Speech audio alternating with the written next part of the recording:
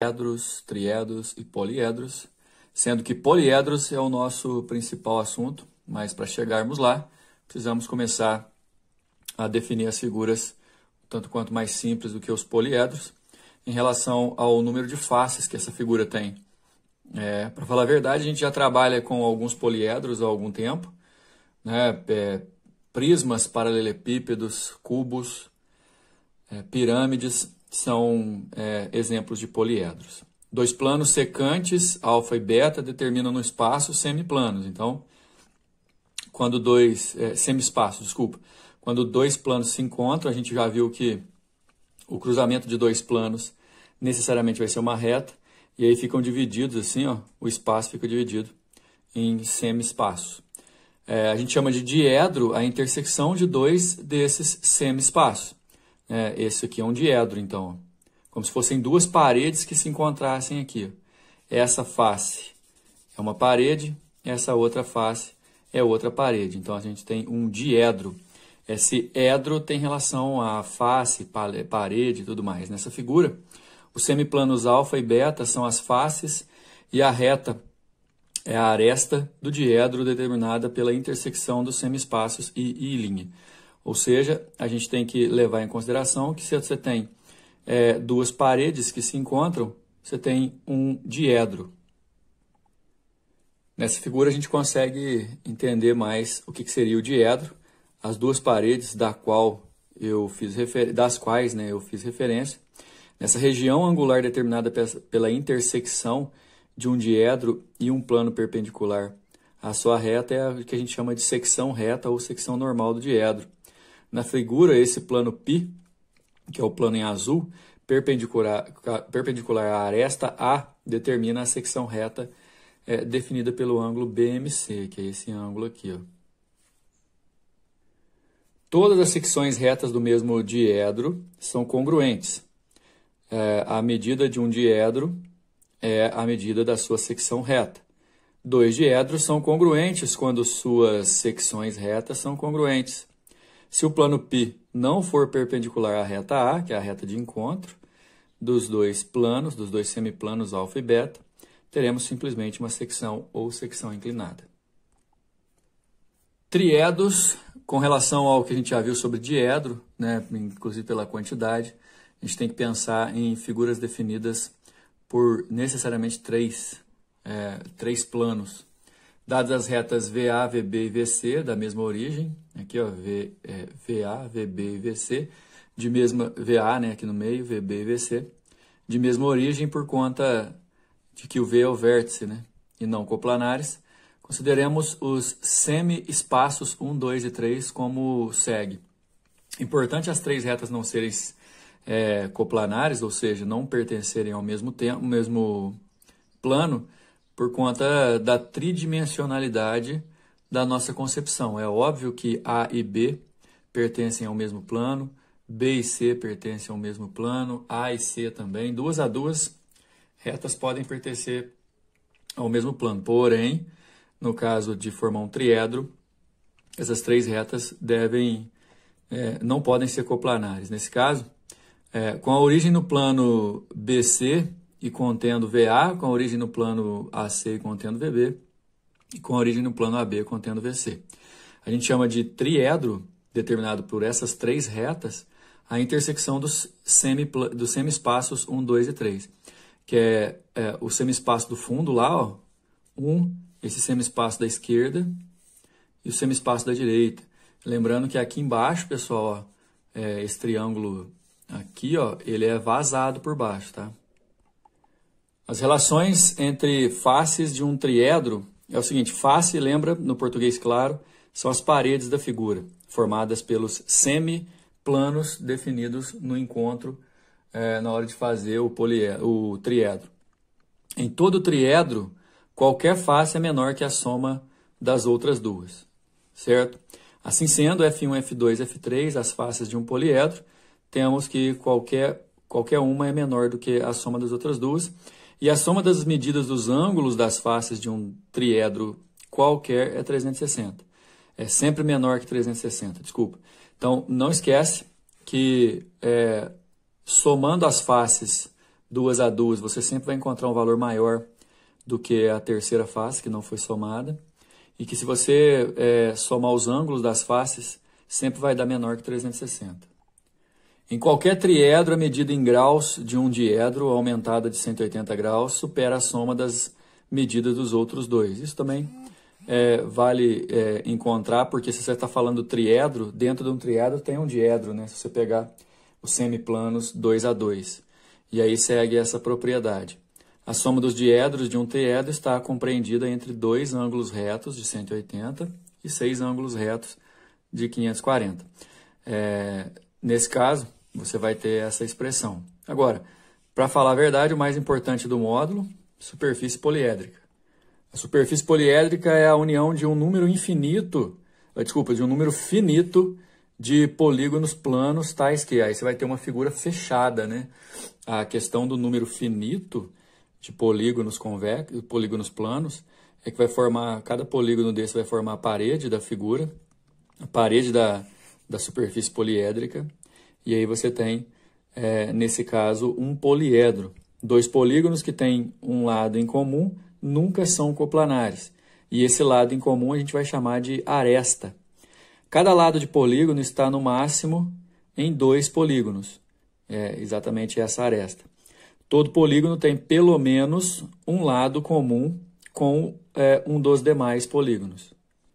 No polígono, importantíssimo vocês entenderem as determinações. Face, que são os polígonos planos, eu gosto de chamar de parede, né? Todas essas paredes são faces. As arestas são os encontros das faces, ou seja, são esses segmentos de reta aqui que eu estou passando o lápis, né? Aqui a gente tem as arestas. E os vértices são os encontros das arestas. Chama-se aresta livre a aresta que é lado de um único polígono. Se a aresta é lado de 2 polígonos, ela é chamada de aresta dupla. Por exemplo, essa daqui é a aresta dupla. Indo direto ao ponto, para a gente não ficar com gastando muito tempo, para a gente ir direto para os exercícios, tem as relações de Euler, na qual a principal é essa, né, que relaciona o número de vértices, número de aresta e número de face. Mas a primeira diz que numa superfície poliédrica convexa aberta, né, que é aquela que como se fosse sem tampa, com V vértices, A arestas e F faces, vale essa definição, essa relação, né, e com o poliedro convexo, a superfície poliédrica fechada, vale essa relação. Muitos de vocês poderão, por exemplo, às vezes também olhar em algum livro ou na internet e tal, e essa expressão ser colocada dessa forma, né? Vértice mais face é igual a aresta mais 2. Só que dá no mesmo, né, pessoal? Em todo poliedro convexo é euleriano, mas nem todo poliedro euleriano é convexo. A gente tem que, para ser euleriano, tem que respeitar essa relação. Outra coisa, principalmente com relação ao número de arestas, a gente vai ver no exercício, que vai depender muito de quais figuras que formam esse poliedro, né? Prestem bem atenção na hora de fazer as questões. Antes disso, só salientar que dá para calcular a soma dos ângulos, fazendo V menos 2, multiplicando. Agora a página 58, exercício número 1, que diz o seguinte: quantas faces tem um poliedro convexo com 6 vértices e 9 arestas?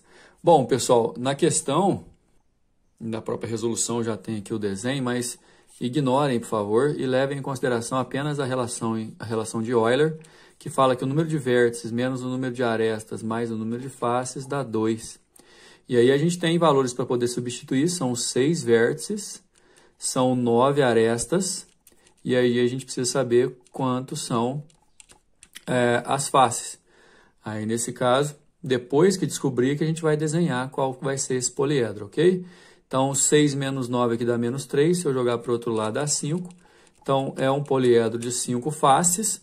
E essas 5 faces são exatamente essas daqui, ó, 2 triangulares e 3 paralelogramas, ou pode ser retângulo. Isso aí forma um prisma triangular.